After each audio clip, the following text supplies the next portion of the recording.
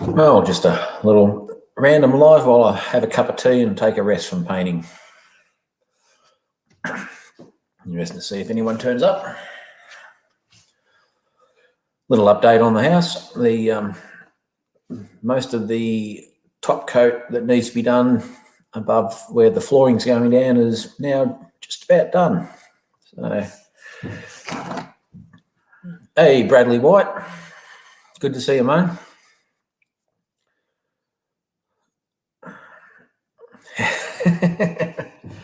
Yeah, it's amazing how the different time zones all line up in different ways, isn't it? So yeah, I've got out here this morning and got stuck into it. So it's a little section just outside, which I've now got all the top coat done. So it's just basically around the architrave and skirting board, so around the doors and windows. So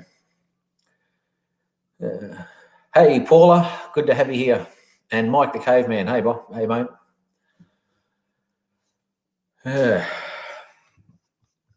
I'll drop that in. If anyone wants to jump up and say hello, you're more than welcome to. As I said,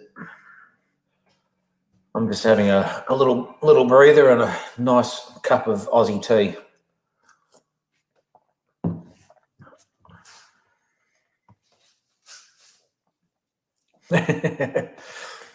Yeah, well, that's only undercoat on that one there, Brad. So yeah, it's looking a bit patchy at the moment, but it doesn't look good till you get the second top coat on.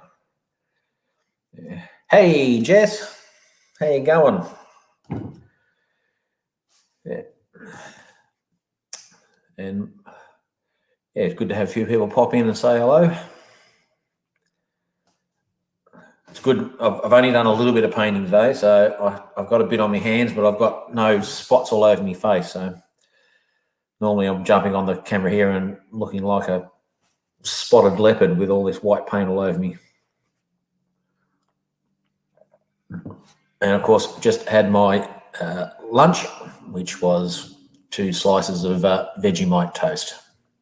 How Aussie is that? Cup of tea and Vegemite toast. Hey, Best Life. Great to have you here, buddy.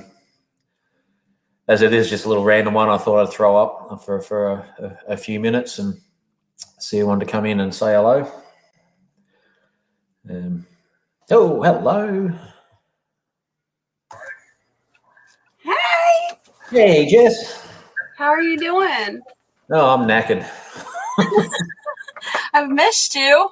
Yeah, it's just been flat out here, so it's crazy times. Well, you're getting stuff done, right? Yeah, it's good. We're just at the point now where most of the walls are all done. So now it's just the fiddly bits with the architrave and skirting, and then once that's all done, we're good to go. You can relax. Yeah, be nice to get the flooring down. So we're putting vinyl planks down. So they're a piece of vinyl that are laid like sheets of timber, and it has a timber finish on the top, so it's going to look really nice. It'll closely match to our exposed beams that at the moment are all wrapped up. Yeah, it's awesome though. You guys got a lot done, and hopefully your borders will open. We can come stay at your bed and breakfast. Yeah. Oh, look, it'll happen. We'll all get back to some semblance of normality soon. I mean, we're all good over here now at the moment. We've done the hard yard, so we don't have to mask up, and we're all ready to do it again if we have to. But we have no cases in Victoria, so we're cool to go wherever we want, and it's all good. It's just that international travel that will have to be sorted out. Yeah. But that's big picture. Yeah. Hey, Ed, how's it going, mate? Hey, Ed. It's going. Hey, Jess. I'm glad you're feeling better, by the way. Thank you. I'm just sitting in my truck. I'm getting ready to plant my garden. Hey, I got into Shed Wars, and how I did it is by telling John from Will It Wilt that I was going to grow a garden in my truck up here, right, right up there on that top bunk. I'm going to have me a garden. Hey, looks like a hothouse to me, mate. I reckon it's a great spot for it. Mm-hmm. You get some nice tomatoes growing there. Hey, I've already got the vegetables I'm growing. They're in here. I'm growing, let's see, tomatoes. I'm going to grow basil and cucumbers and strawberries. Yep. All in my truck. That's fantastic. That's the thing about growing plants and growing vegetables. If you want to do it, no matter where you are, you can find a way. You just got to sometimes think outside the box. Well, the funny part about it is, guys, everything. Oh, you really can't see it. Hold on a minute. Let me see if I can hold on to it. It comes with this little cup that you actually put the stuff in. There's the seeds and this little thing right there. You can see the little dots. Yeah. But it also comes with, what happened to my phone? I'm sideways. Now I'm back up. Okay. And there's the dirt. Yeah.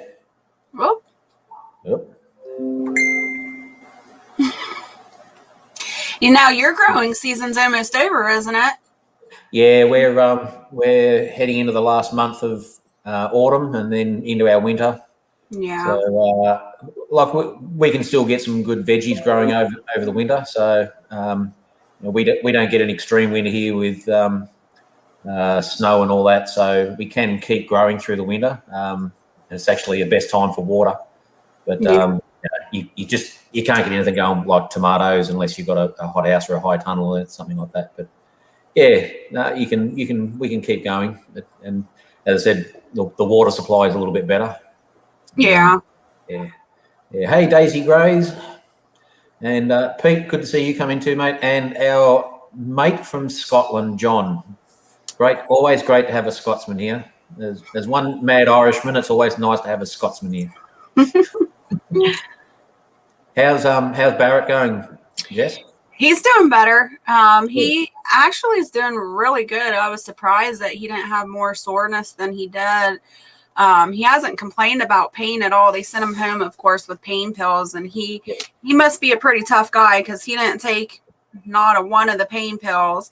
And his only complaint was his chest and his throat was really sore. And I think that was just normal from having the ventilator in for being put under, So the only restriction he has right now is he can't lift anything over 20 pounds for at least 2 weeks until we see the doctor again. So he's on the mend. Well, that's good. And look, the thing about the recovery is you just got to do as you're told. If you're not supposed to lift, then don't lift. Just do what you can, and just your body after an operation, your body needs time just to get everything back into sync, and the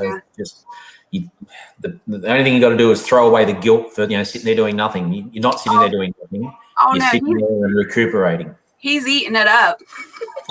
Oh, that's good. Has he got a little bell to ring when he wants them? Yeah. Oh, okay. Yeah. Well, you're getting conditioned, like he's going to get better, and he'll just keep ringing that bell. So. Yeah, I don't think so. I'll tell him where he can put that bell. No, it's all right. I can baby him for a couple of days after that. He can man up. Yeah, indeed. Yeah. So I'm going to take my laptop for a little walk. I'll just show you what's gone in yesterday. Hopefully the battery holds out. Hey, Trusty Dog. Let me go for a little walkie. Now this is where I've been painting this morning. So that's the corridor leading into the main room. So that's all finished now. And I'm into the powder room. So I've got our lovely tiles all covered up. That's beautiful. Yeah, it's a really nice pattern on the tiles. So, yeah. I thought I better cover them up because I get paint on them. Julianne's going to kill me. Yeah. You know how it goes. Oh yeah. I can't believe every time I see it, it just amazes me how far it's came. So there's our 110,000 litre tank, which I think is about, I think that's about 39,000 gallon or something. Wow, that's amazing. Yeah. So just something unique in Australia. And I'll just see if I can you see that tap down the bottom there? Uh-huh. That big sucker there. So in Australia, in rural areas, your last 10,000 litres are not yours. You have to reserve that for the firefighters. Oh. So our rural fire brigade is called the CFA, Country Fire Authority.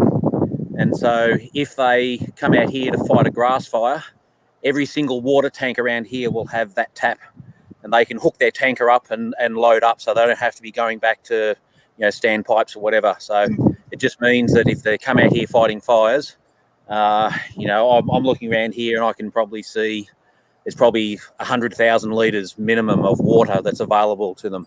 So, now, is that every household, or is just that for people that have a tank that size? If you put it, basically, I think it goes on a certain size. Once you hit a certain size, then you have to have a CFA connection onto it. Oh, okay. So it just so it's legislated, and it just means that there's infrastructure here for the guys that come out to fight our fires for us, and they know they can get water if they need it. Oh, that's interesting. Yeah. I never knew that. Yeah, look, it's a fantastic way to for people to put in their own infrastructure, but also then help out the guys that put their life on the line. So now, do you get any tax credit for that or anything? No, that's just all part of what's required. If you want to put a tank in, that's a requirement that you have to put in. Okay. So and that's fine. That's what you do for society needs and for keeping things. This is my get my head out of the way. Here's my little kitchenette down the back of the garage. So I've got a little propane cooker and microwave and things. Natty popped in to say hello, but she's got to take off. So hi, Natty. So the last thing we've got to do in here around the door frames. So they've all been sanded down. I've just got to go through and do a cover them up. So tape them. It's a bit hard to see. So definitely gorgeous. You guys did a good job. Yeah. It'll be nice to get the paint finally finished and the flooring down. Then we can take those covers off the exposed beam. So, but this is the room. Well, this area here is our kitchen area. That's going to look fantastic. But this is the room I'm excited about. This is our butler's pantry. Wow. Yeah, I love the big windows and the doors and all the light that's coming in. Yeah, so that's the view out my secondary kitchen or the butler's pantry. Nice. It's really nice. And then we'll get some gardens and that out there as well. Mm-hmm. Yeah. It's beautiful. You guys will be so rewarded by the time you're done. I'm just looking forward to the first night when I can fire up the wood fire and sit on the couch and put my feet up and look around and go, you know what? It's all done. Yeah. Oh, I bet. I'll probably be about 80 by that stage. Well, it's one of those things. There's always something to do on a farm, isn't there? Always. It's never ending. Oh. Yeah, thanks, Pete. We're really happy with how it's coming along. It's it's looking good. You and Julianne took on a massive project there with that house. Yeah, well, we've done better part of 20 houses between us, so we've done everything from new builds to rescues to renovations. The joinery. We're actually going to be doing most of the kitchen work ourselves. So we've actually designed a kitchen from IKEA. So we're going to be driving down to Melbourne to IKEA to pick up our kitchen and come back and put that together. And then, Sorry. Sorry, the joinery is the kitchen. Yeah. So joinery is a word for all the cupboards and wood fittings and all that sort of stuff. So it's Okay. yeah. So some of it we're doing ourselves, and some of it is the builders, carpenters, and workers. The back pantry is mainly going to be stainless steel benches, which we have already. So they basically just have to be put together, screwed together, and then installed, and they're good to go. But down the end, we're going to have a U-shaped cupboard around the back end of the wall, and then shelving up above, and that'll be our food storage and pantry, and also in the cupboards is where I'll store all the preserves that I'll do. Yeah. Oh, Daisy Grays is a cabinet maker. All right. Nice. Noted. Yeah. Yeah, and the windows as well. Yeah. The Best Life keeps saying how beautiful, how nice it looks. You did a good job. Yeah. Hardest bit was picking a shade of white that works, and then we finally settled on that. And it's there's a lot of white. It's the same color up the walls and through the ceiling, but we're going to get the color out of the floor coverings, and then with any other photos and things we hang on the wall. So we really wanted that a very neutral background, so that the key features being the brick wall and the exposed beams and the cabinetry would jump out of it. So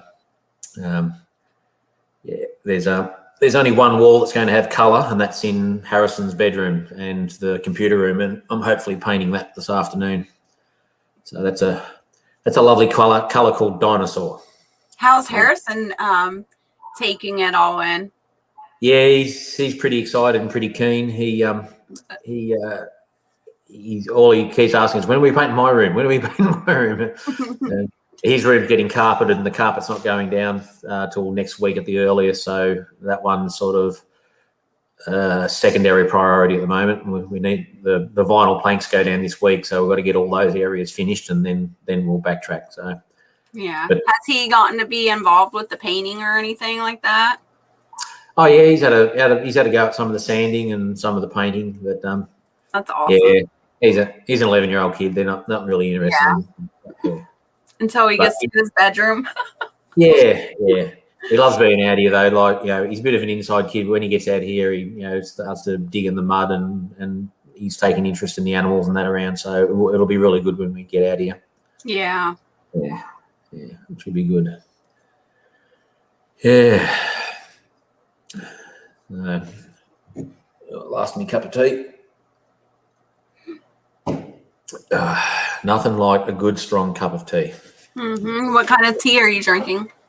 The brand is Tetley, which is a fairly common brand over here in Australia, and it's they're called all rounders. So they're a round tea bag, and they've got a bit of extra strength in them, so you can put them into a teapot if you want to brew tea in a pot. But I just put a couple in the cup and then just brew it straight in the cup, and yeah, it's good to go. Put some hair on your chest, huh? Yeah, I like strong tea, so it's the second best tea I can make. So yeah, the best tea is when you actually have an outdoor fire and you get the billy and make billy tea.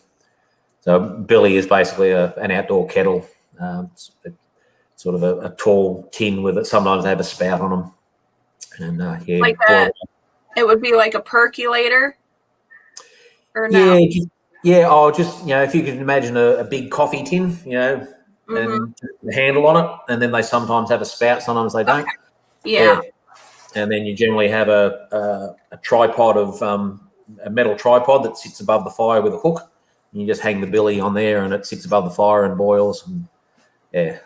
I love the different names of things. It's called a billy can. Okay. So in the past, when Australia had we still do have a sizable sheep flock in the country, but when we had lots of sheep, lots of merinos, and had a big wool clip, then there were itinerant shearers that used to go around, and they used to basically, this is back before everyone had cars, they would walk from property to property. And they would have to have a backpack with all their stuff on it.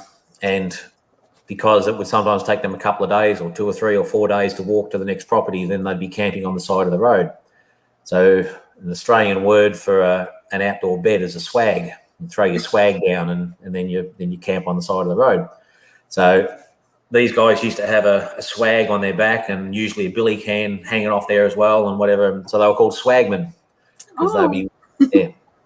So, and if you listen to the song Waltzing Matilda, which is a very famous Australian song, it's a song all about a swagman. Oh, okay.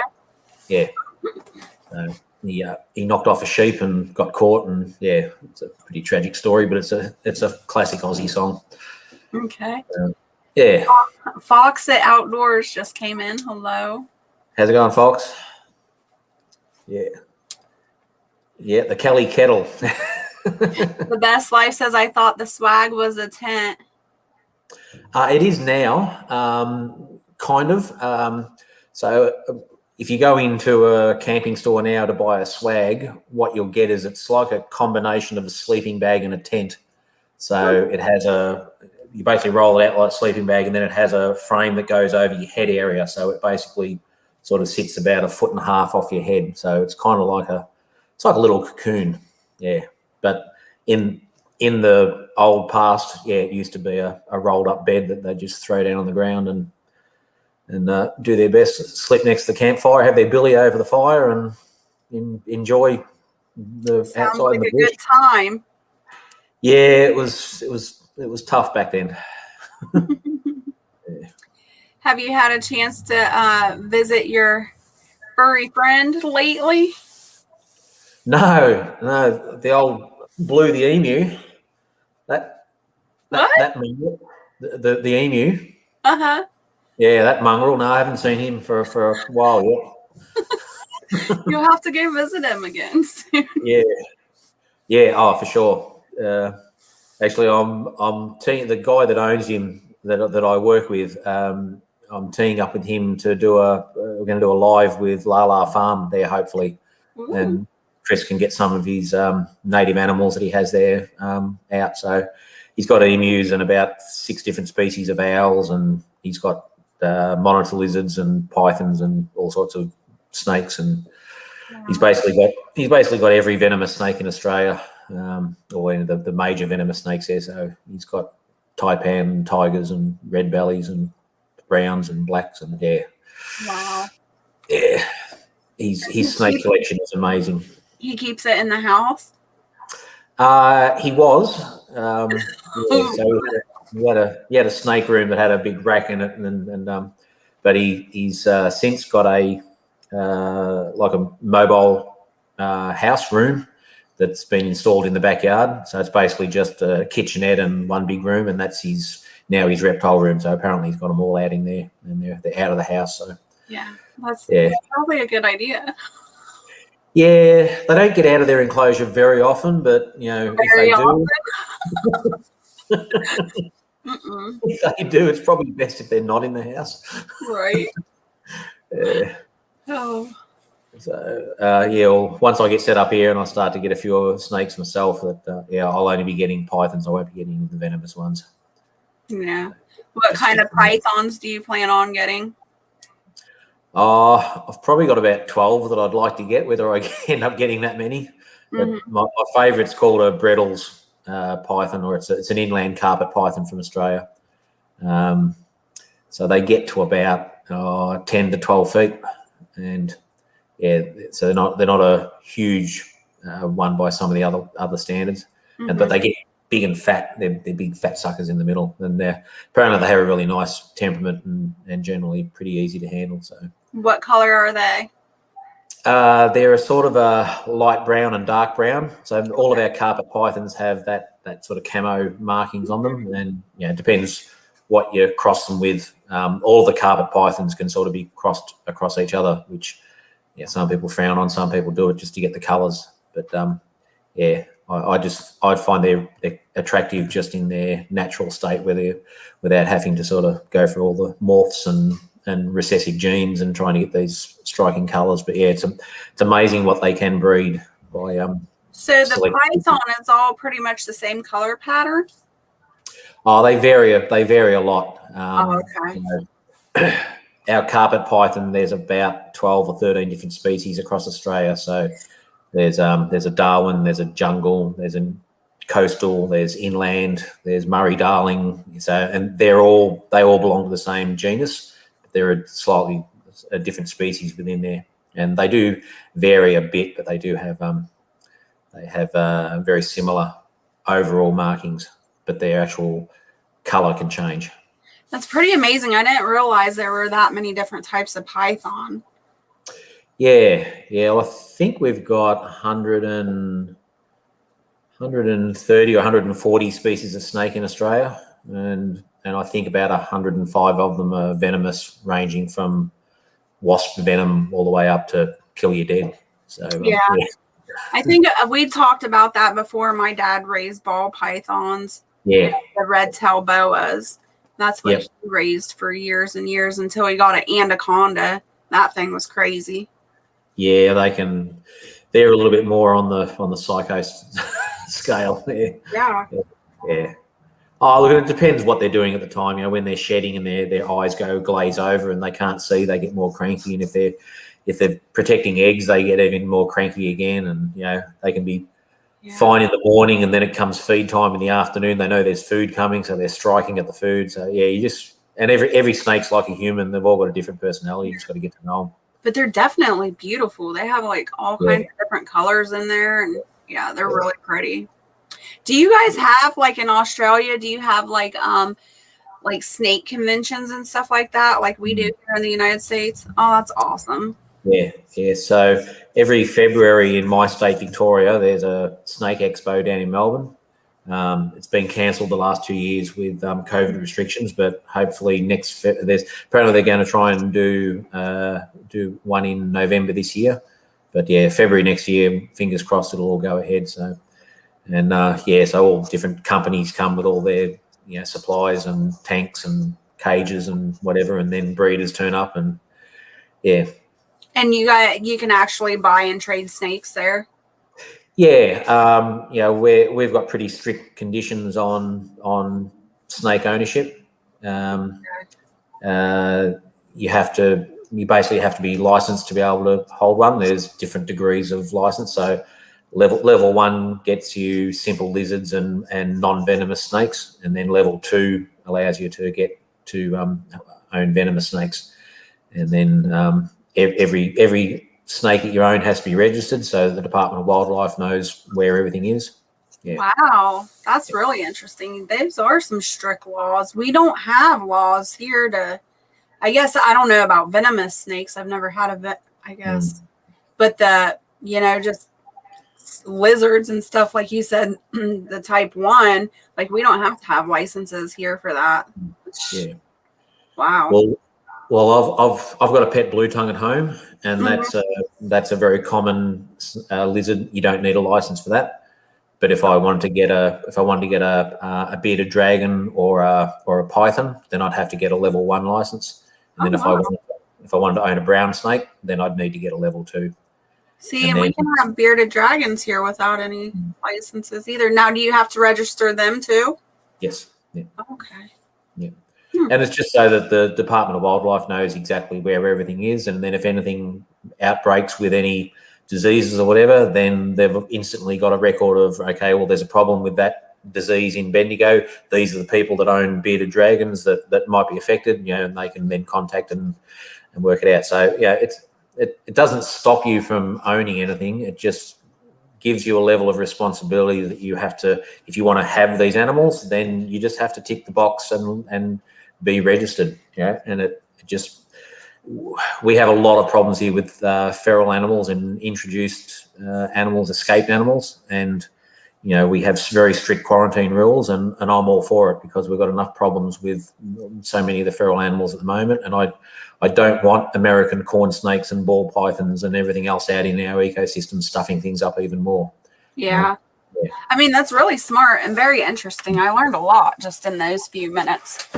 Yeah. Well, and, you've only got to look at the Florida Everglades to see what can go wrong when the wrong animal suddenly gets out of where it was, and now it's breeding, like wildfire in the Florida Everglades, and basically decimating the ecosystem down there, to the fact that 95% of your mammal population is now gone out of the Florida Everglades because all the raccoons and everything else are getting eaten by these Burmese pythons. Yeah.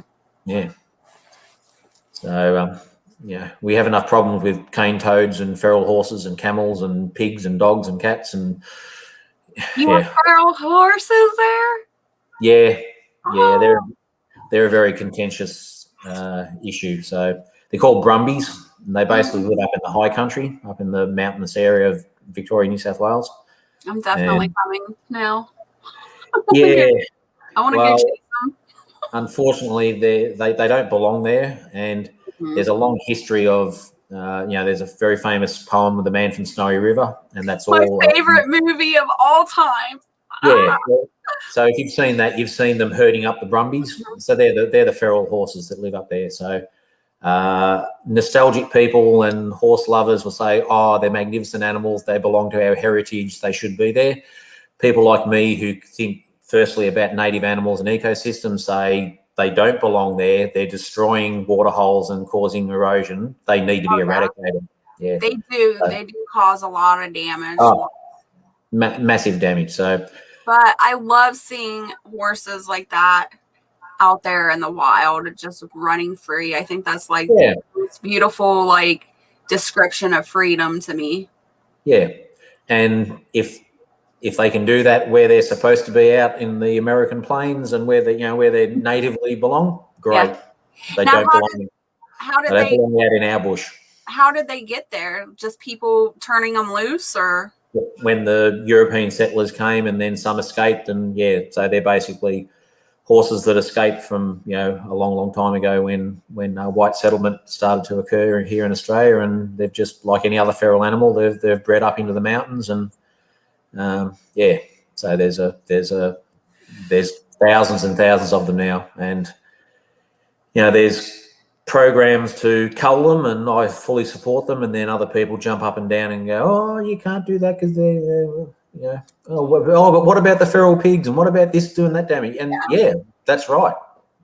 So there's no point giving me a whataboutism. What about the feral pigs? Cull them too, get rid of them, eradicate them. They're really bad too. Yeah, they're very destructive. But I know what I'm going to be watching tonight now. I love that movie. I'm so excited. You remember Jessica in that movie? When I used to watch that movie, I'm like, I'm Jessica. Yeah, well, the main male actor is Tom Burlington, and he was a very, very good Australian actor. Did some great films. Hey, MB. Hey, MB. Hey, look, I'm not covered in paint. I've only done a little bit of painting today, so I thought I'd jump on and have lunch. So I regularly upset people with my attitude towards what has to be done to support the ecosystem, and I don't like any cruelty to any animal, but my basic philosophy is if it's feral, it doesn't belong here, and it needs to be humanely eradicated down to the very last one. And so the best life says pretty sure horses aren't native to Americas. No, well, they're not either. They were introduced there as well. I don't know where they're actually native to. So I don't either. I don't have a problem though if they're in people's backyards. If you want to own horses, that's fine, but just don't want them out in the bush doing damage. And if people want to own pigs, we're going to own pigs. I don't have a problem with pigs, but I don't want them out in the bush killing everything and rooting up the water holes and destroying the water supply for the native animals. Right. Same with the camels. We've got 1 million feral camels in outback Australia. And are they pretty destructive too? What do they're. I mean, you can imagine the amount of vegetation that they're eating, taking food supply away from the native animals. Plus, they then go into the water holes, and if you only had a couple of camels going into a water hole, that's fine. But if you've got 10,000 camels hitting the one water hole, it all muddies up, and it's no different to a horse or a pig just rooting around in the mud, and it's shocking. So, how do they deal with all the camels? Well, the government comes in and says, "Oh, we'll put a bit of a control measure in," and they cull 10,000 of them. Well, 10,000 out of 1,000,000 is basically doing nothing, but it's a PR stunt. So, yeah. And I would like to see them herded up and captured and exported back to the Middle East, because their bloodlines and their genetics are actually very pure. They're some of the best camels in the world, but I just don't want them out in our outback. Yeah. Why don't they do that? Why don't they gather them up? Just logistics. It's hard when you've got a state like Western Australia, South Australia, and Northern Territory. You've got 2 states and a territory, and that's basically half of America, and that's where the camels are all running around. Wow. Yeah. So if you took the 2 states and the territory on the left-hand side of Australia and overlaid it, it's basically from California, right across to the middle of America. So, you're talking about massive distances. And then, you've got to round them up, you've got to catch them, you've got to process them, you've got to transport them. It's a massive job. Yeah. It'd be like trying to catch them in, near Nashville and then shipping them out in Los Angeles. It's a massive distance. Now, I know they're feral and everything, but are they mean in nature? Or Well, no, they're generally, they don't attack. They're very spitty. Yeah. It just amazes me that you have camels there that are feral. I don't know why, but it just does. Like, I just can't picture a bunch of camels just walking around. It's a pretty amazing. It's a pretty amazing sight when you do get to see it. So yeah. We had some Middle Eastern and Afghan workers that came out and worked on a railroad that went from South Australia up to Darwin, so from the bottom of Australia up to Northern Territory, and they used camels for their supply trains and instead of horses. And when the project was finished, they loved their camels that much that they couldn't take them with them. They couldn't bring themselves to shoot them, so they just let them go. And that's where they've come from. Wow. So, it is the best life, yes. Because camels are feral, there's no restrictions at all on hunting them. So lots of people do come out and go camel hunting and water buffalo hunting, and and I don't have a problem with that. Do people eat camel? Oh yeah, camel's good meat. Yeah, okay. Really good. I came across a video of camel milk one time. Yeah. Have you ever heard of that? I have. Yeah. But I didn't know that people ate them too. Well, interesting fact that the tribal peoples of Mongolia didn't have sheep. They used camel's milk, and one of their traditional meals is a yogurt / cheese that was made from camel's milk, put into a container and basically left outside the front door of their yurts. And it used to turn into a yogurt and a cheese. So it's apparently good tucker. Yeah, well, I don't remember where it was at. It was on YouTube, obviously, but I don't know what country or anything it was at. But there was a camel farm, and they were getting camels to the farm, and they were using it as a milk production. And they were doing the same thing, making yogurts and cheeses and things out of it. I can't remember where they were at, though, or how long ago I seen that video, but it was really interesting. Yeah, and yes, the milk is very expensive. Yeah, camel milk is not cheap. It's a specialty milk, so of course it's going to be more expensive. Yeah, but yes.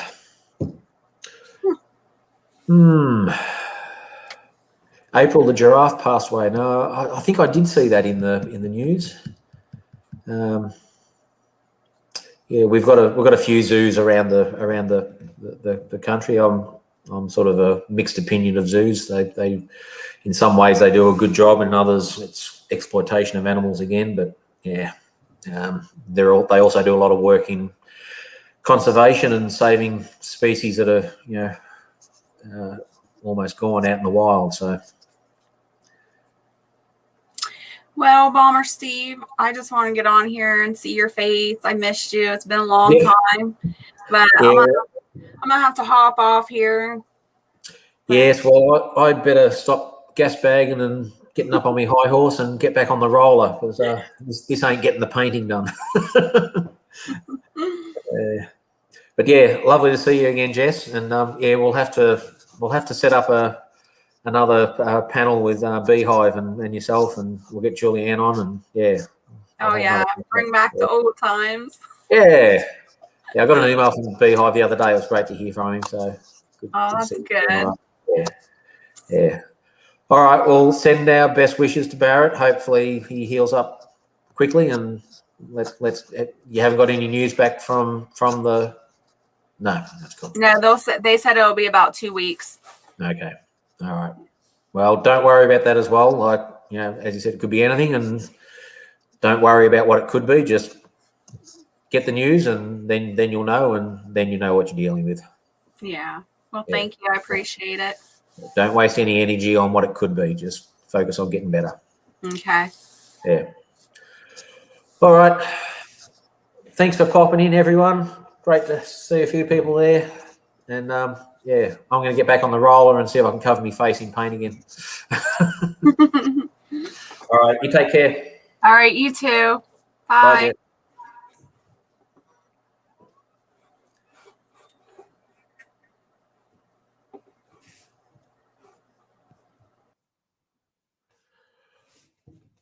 Yes, take care, everyone. Hope everyone has a good day, night, morning, evening, wherever you are in the world. Great to have some of our friends pop in, and yeah, it's the YouTube community always continues to astound us with how many people will pop in and say hello. So I'm going to get back on this roller and see if I can turn myself into another spotty devil or whatever. But take care, everyone. Love yous all, and we'll see you real soon. Bye for now.